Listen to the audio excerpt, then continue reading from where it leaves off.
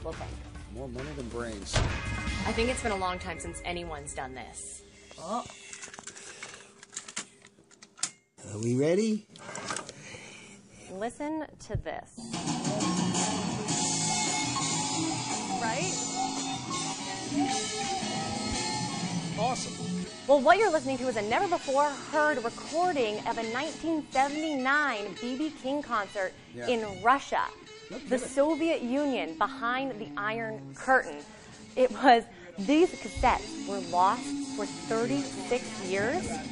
Well, I got a chance to go hear them being rendered for the first time. I chased this to the Lower East Side, to East Side Sound. It's a legendary recording studio. I went there to go meet with Howard Leader. He was hired by B.B. King back in 1979 to produce a live concert album. He's got a great picture of him sitting with the... I sent you that picture. Yeah, I got that picture. Yeah, that was me when I was 28 years old. They had the choice between two concerts, Ole Miss or Behind the Iron Curtain, where he recorded it in Russia. They chose Ole Miss. So we did that Mississippi live record, and this sat in my home for 36 years.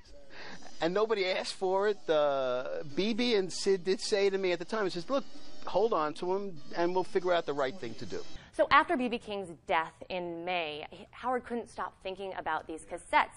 I was looking for this for many years, maybe over a decade. And I just thought it was lost. And then all of a sudden, 3 weeks ago, his wife came up to him and handed him these 4 cassette tapes. Thank God for his wife. He contacted Lou, and Lou said, get in here, let's render these, let's hear what is on these tapes. It was recorded to a 2-track cassette. They could sound like, dragging a cat over a carpet. They have no idea. And one of the first problems... and audio. This is Behind the Iron Curtain in 1979. They didn't have fancy multi-track machines. So we got this big tape player and then had to render it into a digital version, which they then sat me down in front of there and we started mixing. Magical.